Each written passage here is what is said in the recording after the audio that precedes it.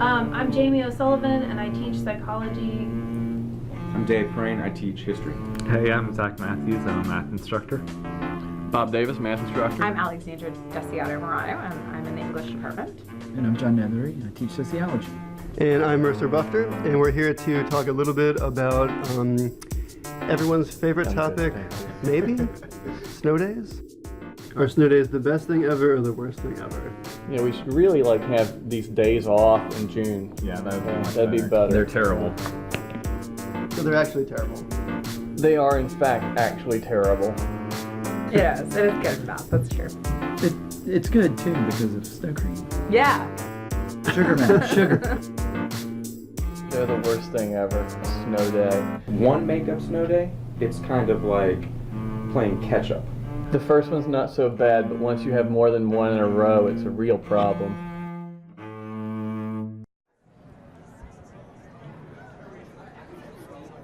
I'm sure you've been there before. It's January. It's the beginning of the semester. You have a beautiful course calendar lined out with immaculate sequences of activities. You're all ready to begin, and then it starts to snow. You miss one day of class, you miss 2 days of class, and all of a sudden you have to do makeup work or get students caught up to where they should have been. I talked to 6 ACC instructors about this very problem. These are the conversations we had.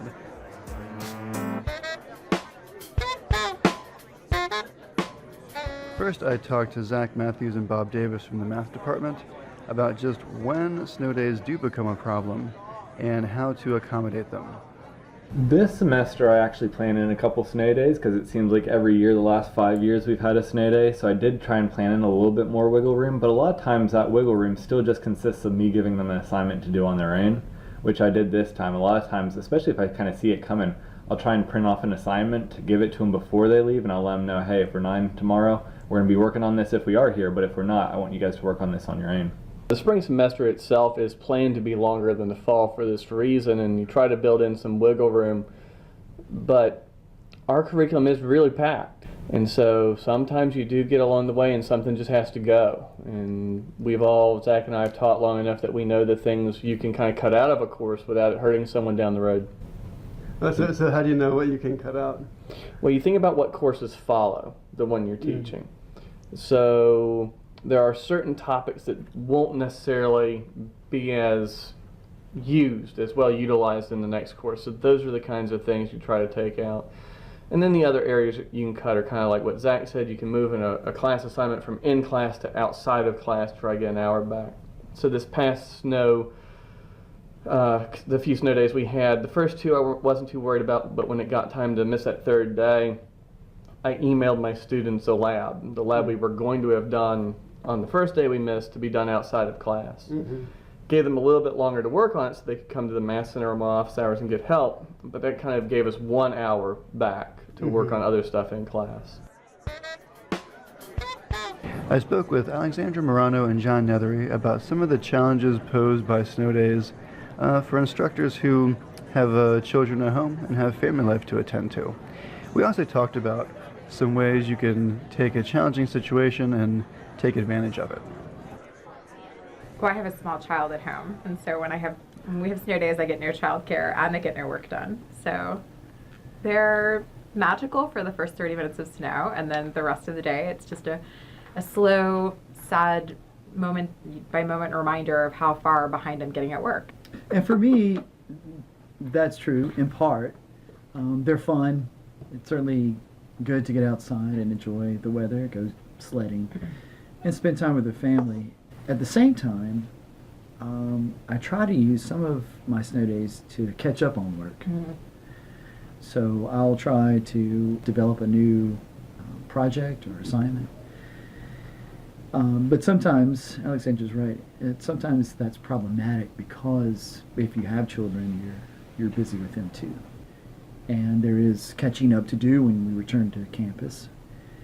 But I think at the same time, as we work through catching up with some things that we missed, that can lead to some better conversations. It can lead to some new projects. It can lead to, okay, so I've missed some time. How do I disseminate the information, all of the information I was planning to in the first place, but with less time? How can I find a workaround to the time that I missed? And so when you develop workarounds, as I did with this past snowstorm, all of a sudden there's a new project that I've created that I'm going to continue to use for the foreseeable future. When you think about this particular project, it's entitled Seeing Sociology. And this is through So- Moodle, I would imagine. Absolutely, yep. The students are required to go out and see sociology in 3 different ways. Whether it's all the kids in the neighborhood sledding, or whether it's people, how they interact at the DMV, or how people interact at a restaurant. Or how they interact at the grocery store when snow is coming. Absolutely. Mass bread hysteria. and milk. David Crane from History had a great plan about leveraging work that had already been done in class to create makeup work that is time appropriate and easy for students to deal with. What I did last time was I let them do a form on Moodle, but it was related to a previous graded assignment. So they had to, in an in-class assignment, their first quiz was to write the intro paragraph for some questions that I put on the board, and they could pick any one that they wanted. That was an in-class assignment before the snow. But the assignment on Moodle, the makeup, which you have to make obvious. The forum was called Snow Day Makeup Forum. Anything other than that, and they will pretend like they don't know what you're talking about. Okay? I couldn't find it. It didn't work. All that stuff. So then I said, as your makeup assignment, and you got to do something that will take them about as long as the missed class. If it's too short, they won't do it. If it takes them 3 hours, they won't do it because it's not fair. All right. So I said, hey, look, just like you had an hour in class to do the quiz, now I want you to read my comments, make corrections, maybe rethink about the answer, and then repost your revised paragraph on the forums. Now, if we have to do it again, I've got all of that raw material on Moodle already, and I can do things like, hey, offer a critique of someone else's, do a pick the person you sit next to and say something positive or something like that. I didn't do it for this one, but students will read them anyway. So the first person, okay, they post theirs, but then everyone before they put up their revised paragraph is now forced to read 10, 12, 25 paragraphs of similar questions. And that affects how they then repost it. I tell them that I will now regrade that paragraph, and if they do better, I will replace the grade on the previous quiz so that they'll actually go and do it. Do you think that students perceive anything in air quotes makeup work as like busy work? Like, do you feel you have to convince them that Yes. makeup work from Miss They don't wanna do classes is valid? I've been consistently surprised that if you just, for a lot of stuff I've asked students to do, if you just explain why, if you explain the point, if you explain like, this is going to help because, they'll do a lot. And they'll actually, even if part of them sees it as busy work, they're still more likely to do it and take it seriously. And so the stuff from the wax training, like the have an audience and purpose, and purpose meaning in terms of what information you're supposed to convey, but why are we doing the assignment this way, and what's the point? That reduces complaints, and it also, I think they actually get more invested. I also think the time length, in terms of, it's really important that if it's supposed to make up a class, it needs to be explicitly stated this is for 55 minutes, because you'll have the ones that aren't involved, that don't care, spend 10 minutes on it, think they did all the things, and then you have other overly conscientious students spend 3 hours, they're exhausted, and they're tapped out, and they get frustrated. And so saying this is supposed to be about 50 minutes, if you were doing too little or too much, you're overthinking it or not doing enough. In my conversation with Zach and Bob, we also talked about issues of student access to the internet during snow days, how to make video to serve as makeup assignments, and a little bit about selecting online resources like other videos from YouTube. And the problem with a lot of times snow days, emailing assignments or even giving them to them on Moodle is that students won't have power, or they might not be able to get to the library or the school for that internet access. And so that's why sometimes if you can kind of see it coming, you can try and give them a worksheet assignment ahead of time. Can't always do that. So like Bob said, sometimes you have to wait till you get back and you give them an extra day or two to finish up that assignment, but it's still something that they have to take care of on their own instead of being in the classroom. I think it was 3-4 years ago maybe when I was at Bayfort Community College, we had an extended break. I think it was about 4 days because of snow, and so that was quite a bit. And so that gets into that period of you're either going to have to cut material or you're going to have to do a little bit of makeup on your own. So I made up some videos and posted them to YouTube, and then I told the students via email and via Blackboard to go and watch those videos. And they could do it to a certain extent, but again, you run into the problem of not having internet. So give them some extra resources outside of class as much as possible, but sometimes you do run into problems where they just can't access things right away. So how would you use a video like that in a scenario where people could access it? So I'd try to make a 5 to 10 minute video just kind of covering the main topics, and I do expect the students to read the textbook on their own and be learning the material a little bit on their own, but just a little 5 to 10 minute video showing them a few examples, things that should make their lives easier when it comes time to doing that worksheet. And you're not limited to doing the video yourself, right? Sometimes making a video yourself is the best way, but fortunately most publishers send the book along with some videos. They might be a little dry, but they're still helpful. And as odd as it might sound, Khan Academy actually does a wonderful job. There are good resources out there for free that a lot of our students utilize anyway and can really help in this kind of situation. If you just look at YouTube, just search some things on YouTube, there's a lot of great videos out there, and I've used some for online classes, but also for snow days when we're trying to make up some work, and you can usually find a pretty helpful video. And if you can't, then you can always make something up yourself, which I've done. I think this is where Zach's going to plug his own math YouTube channel. I think try to get the view hits up. You can see where people are watching things from, and I'll get some strange watches from India and from Canada and some really strange places, so who knows. Everyone who I spoke to mentioned the issue of students losing power during snow days, and in my conversation with Dave and Jamie, they offered some really great ways to handle this issue.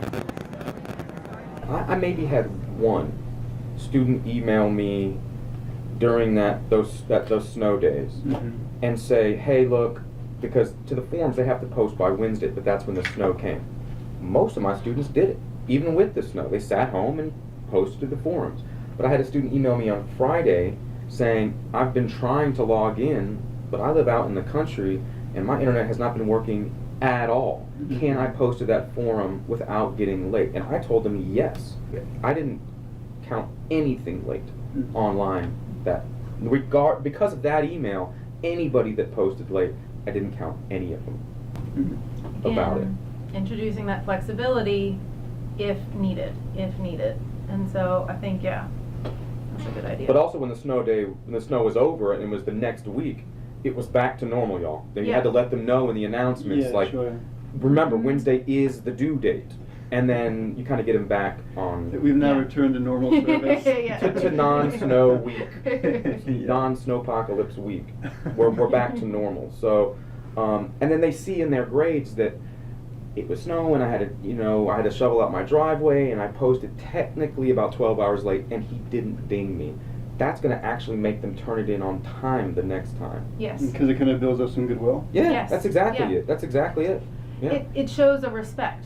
It's a way to show a concrete level of I respect you as a student, I respect you as a person, I respect that you might not have had access, and now because I gave you that, I expect when circumstances are normal that you're going to do the right thing. In our conversations about using Moodle and other distance learning strategies to overcome snow days, Alexandra Morano pointed out that a lot of these strategies are good for regular face-to-face or web-enhanced classes too.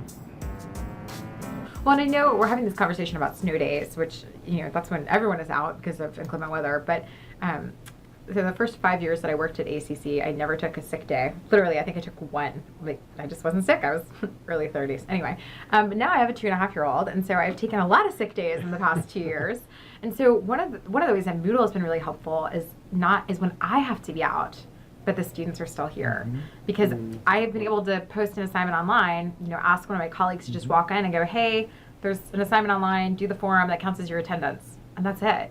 And most of the time I send an email to the students anyway, so by the time my colleague is walking in, there's only 3 students who missed the email. Like everyone else has already figured it out. And that accounts for roll, and that gives them, work for that day, and it again means we don't get behind because I have to be out. Yeah, the web enhanced classes have been really positive in my experience, and really enhanced my teaching and hopefully the learning by my students. All of my classes are web enhanced. Are all of yours now? They are. Yeah, and it's for that very reason. And so I'm a stickler with my schedules for my courses. I have taught for so long now that I know what I want to do, and I have a sense of the time frame that I want to do it, and I'm less flexible than I used to be about getting it done. And so when we have a snow day, I don't want to get behind. And so it's really useful to tell students in advance, hey, make sure you can access Moodle, and you give them alternative assignments, or even the same assignments, but just in a forum discussion instead of discussing things in class.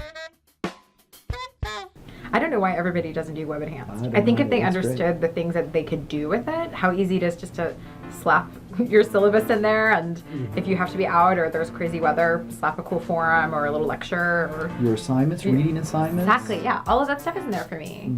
Your grades. Yeah. Which is what students really want to know about. Yep. Oh, totally. Yeah. I'd like to extend big thank yous to all our participants: David Crane, Bob Davis, Alexandra Morano, Zach Matthews, John Nethery, and Jamie O'Sullivan. Again, this has been a podcast from the Distance Learning Center. Thanks a lot for listening.